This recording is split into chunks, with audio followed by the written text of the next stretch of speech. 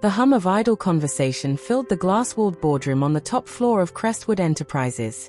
The air was thick with ambition, Armani suits, designer heels, the scent of espresso from a sleek chrome machine in the corner. Executives shuffled PowerPoint decks, scrolled through stock prices, and rehearsed their pitches. Today wasn't just another quarterly meeting. The company's founder had recently passed, and a new era of leadership was about to begin. Everyone wanted a piece of it. But just as the CFO was leaning in to whisper something to the COO, the soft squeak of rubber wheels broke the rhythm of conversation. Heads turned. Confused glances were exchanged. A janitor's cart, mop bucket, cleaning supplies, gloves, rolled slowly past the open doorway. Pushing it was a woman. Middle-aged, dark skin, gray creeping through her tightly wound hair. She wore plain navy blue coveralls and sneakers that had clearly seen better days. Her name tag read, M. Walker. Someone chuckled. Then came the CEO's voice, booming with arrogance.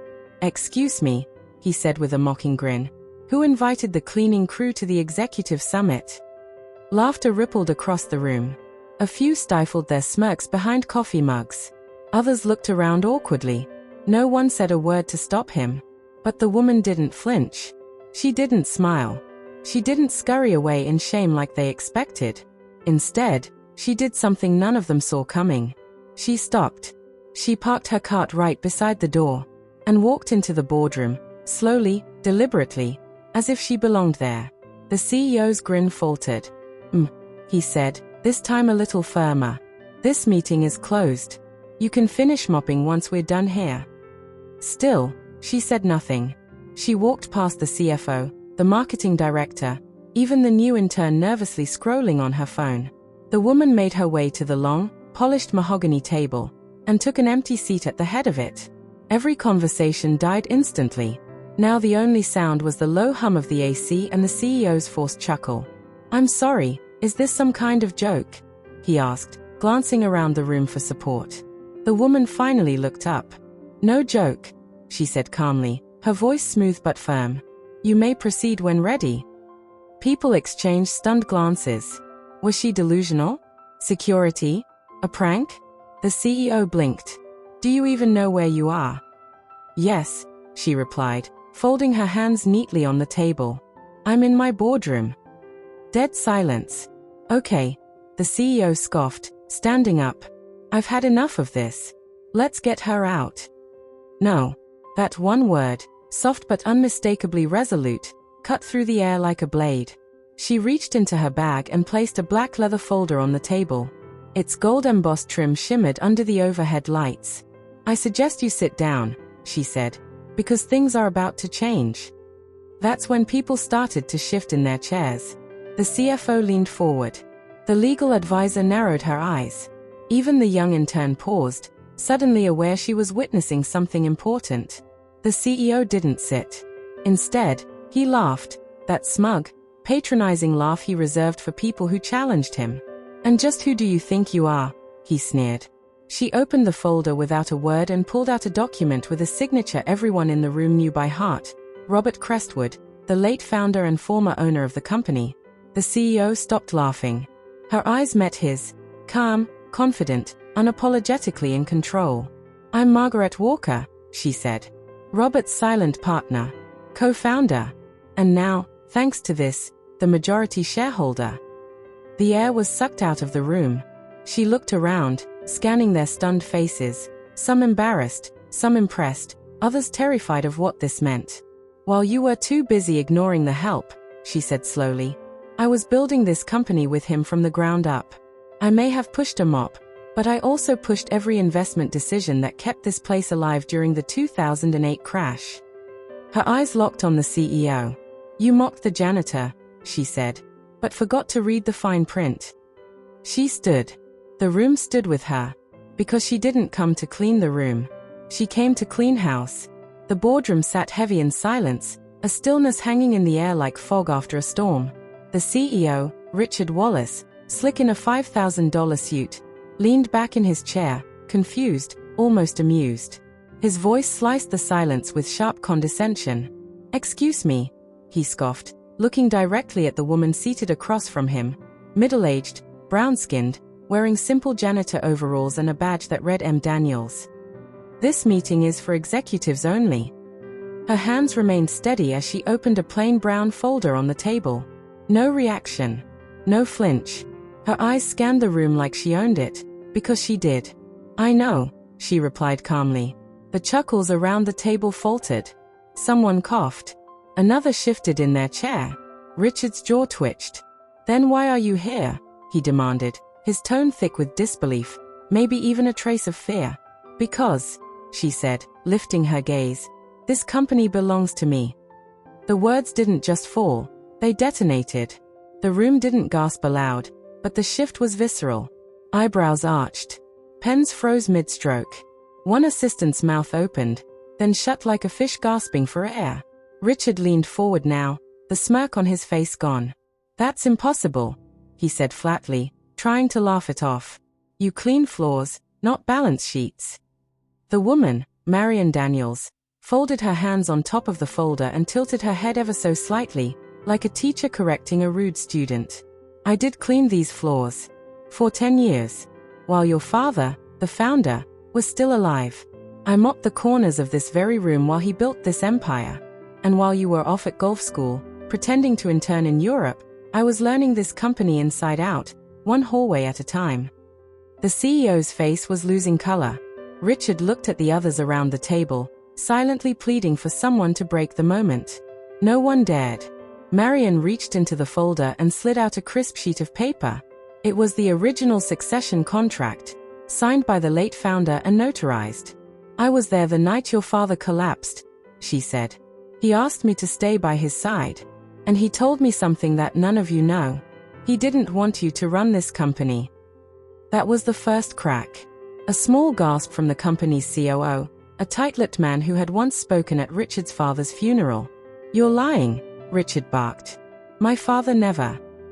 "He didn't trust you, Richard," Marion interrupted, her voice steady and low. "He saw what you were. Entitled. Reckless. You remember the Singapore deal you almost tanked?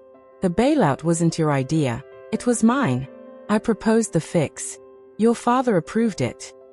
Richard stood now, towering over her. "You're a janitor," he thundered, slamming a fist on the table. "You were hired to clean this place, not run it." Marion stood too. But her height wasn't what made the room still. It was the weight of her presence. Her voice was unwavering. "I accepted the janitor position on purpose. Your father and I agreed. I would observe. Quietly. Learn the inner workings without the noise of title and power. I saw how you spoke to people. How you treated staff. How you mocked anyone who didn't wear designer shoes." She turned to the others seated around the table, department heads, VPs, regional managers. "And I saw how none of you stopped him." The shame hit like a wave. No one met her eyes. Richard laughed again, bitter and desperate. "This is insane. You think you can just walk in here and take over?" "No," she said. "I'm not taking anything. I'm reclaiming what's already mine." She placed a second document on the table, this time a notarized amendment to the board's controlling shares. It showed the late founder had signed over 51% ownership to Marion Daniels just 6 months before his death. Richard snatched the paper, scanning it. His hands shook. He looked up, confused, cornered. I'll sue." Marion didn't blink. "You can try. But be aware, I've documented every instance of harassment, policy abuse, and financial negligence under your tenure. I was invisible. Remember? People speak freely around someone they think doesn't matter." The COO slowly slid his chair back and stood. "Ms. Daniels," he said carefully, "what would you like us to do?" Marion exhaled slowly. For a moment, the weight of the years, the silence, the dignity, the restraint, settled on her shoulders. "Effective immediately," she said. "Richard Wallace is terminated as acting CEO. His keycard access is revoked, his privileges suspended. Security will escort him out." Richard's mouth opened again, but no words came. A security officer had already appeared at the doorway, summoned silently. The humiliation was thick in the air as he tried to protest. "You can't do this. I've led this company for 5 years. And I've served it for 20. Marian said softly. Difference is, I served it well. As security approached, Richard glanced around the room one last time, but no one moved. No one defended him. His power had vanished the moment he realized it was never truly his. When the door closed behind him, the boardroom sat frozen in awe. It wasn't just a coup, it was justice. And as Marian calmly gathered her folder, she looked up once more. Let's begin, she said. Not as a janitor, but as the CEO. The room had gone completely still, save for the quiet hum of the projector and the heavy breathing of a CEO whose ego had just taken a massive hit. Eyes darted between the woman in janitor's overalls and the trembling executive at the head of the table. But Marian wasn't looking at Richard. She was staring down at the worn leather folder in her hands, fingers tracing its edges like a relic from another lifetime. Then the camera fades, and we cut to flashback, 10 years earlier. The company was nothing like it looked now. There were no shiny marble floors, no international divisions, no glass-walled boardrooms. Just a dusty garage-turned office with 2 old desks, for employees, and one big dream. A younger Marian, wearing the same navy blue janitor uniform, stood outside that garage with a small envelope tucked under her arm.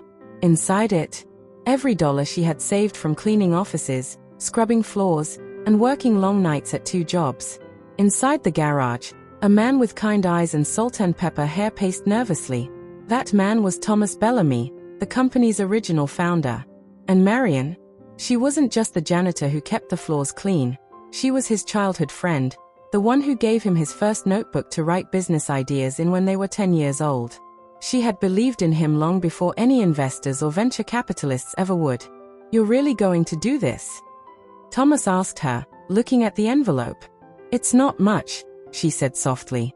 But it's enough to buy you 6 more months. She handed him the money. He didn't say a word at first, just looked at her with tears forming behind his glasses. Why?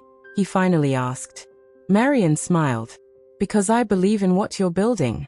And more importantly, I believe in who you are. Thomas exhaled deeply and walked over to his desk, opening a drawer. He pulled out a single sheet of paper, already signed. This is crazy, he said, placing it in front of her. But I want you to have 49% of the company. Marian blinked. What? No, Thomas, I didn't give you this for that. I just want you to succeed. Thomas leaned in. Marian, listen. You may have started out helping me survive, but you're part of this now. This isn't just my company, it's ours. But there's one condition. He paused. Stay silent. Let me run the show until the day it matters most. The day when your voice carries the weight to shake a building like this one. Marian looked down at the document. Her name was already there. The ownership, the equity, everything. Signed and notarized. She didn't say yes out loud. She just nodded. Present day, back to the boardroom. That day, Marian said quietly, tapping the folder now sitting on the glossy oak table, is today. The silence in the room had turned from confused to reverent. No one dared speak. Not the marketing head who had snickered earlier, not the VP who had dismissed her as just a cleaner. And certainly not Richard.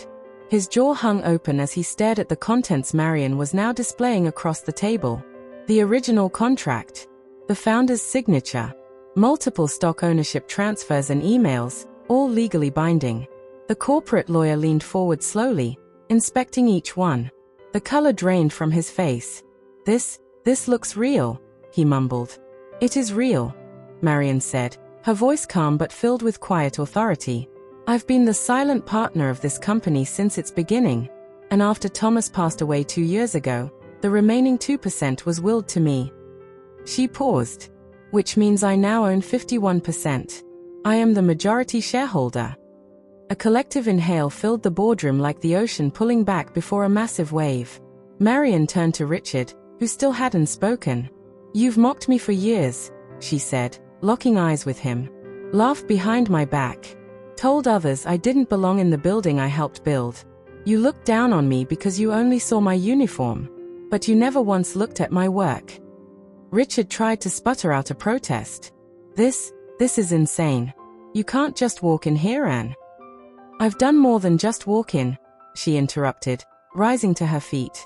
I've reclaimed what's mine. She looked around at the others. I stayed silent because Thomas asked me to. Because he believed people like you would never accept someone like me in this room. And I didn't care. I didn't want the spotlight. I just wanted the company to survive. Marion stepped around the table, heels clicking now instead of rubber soles. But now, survival isn't the goal. Respect is. She looked down at Richard. You're relieved of your duties as CEO. Effective immediately. The fluorescent lights above buzzed faintly, as if sensing the shift in energy inside the boardroom. Everyone was frozen, some out of shock, others out of fear. Richard, the now exposed CEO, sat rigid in his leather chair, blinking rapidly as if trying to reboot a reality that had just shattered around him. Marion stood tall. Her janitor uniform somehow looked more regal than corporate suits ever had.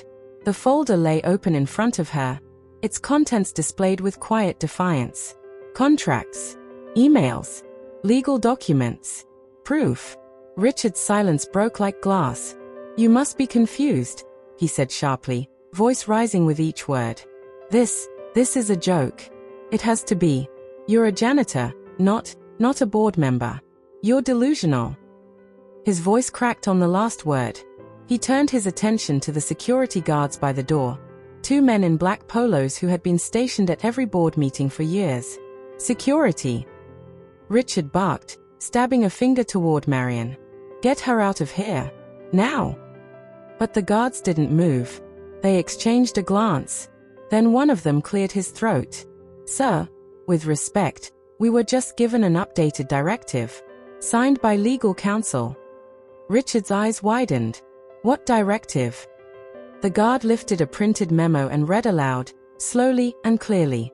Effective this morning, Marion James is recognized as the acting chairwoman and majority shareholder of Bellamy Industries. All executive authority has been transferred to her. A stunned silence swept across the room. Richard's mouth opened slightly, but no sound came out. He looked like a man who had just been pushed out of a plane mid-flight, grasping for a parachute that wasn't there. Marion stepped forward, calm and precise. I tried to let this meeting play out, she said, her voice cool but resolute. I wanted to give you the chance to conduct yourself with grace. But I suppose that was too much to ask. She reached into the folder and slowly slid one final document across the table, signed and dated, with the company's seal embossed at the bottom. It was the final transfer of ownership. Executed 2 years ago, days after the death of Thomas Bellamy. Richard leaned over it like a man reading his own execution order. You don't work for me anymore, Marion said, her voice steady and low. In fact. She leaned closer, her eyes locked onto his like steel. I own this company now. And you're fired. The words landed like a hammer. Audible gasps rippled across the table. The CFO leaned back in her chair, blinking rapidly. The head of marketing looked down at her notepad, unsure of what to do next. But Richard? He exploded. You can't fire me. I built this place. I made it what it is. You were hired to lead, not to own, Marion replied without flinching. You didn't build this. You just lived in it. And somewhere along the way, you mistook your office key for a crown.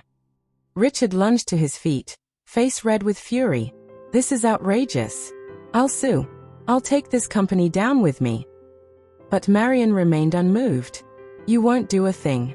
Because everything you've done, every shady deal, every inappropriate bonus, every cover-up, it's all documented. And now, it's mine.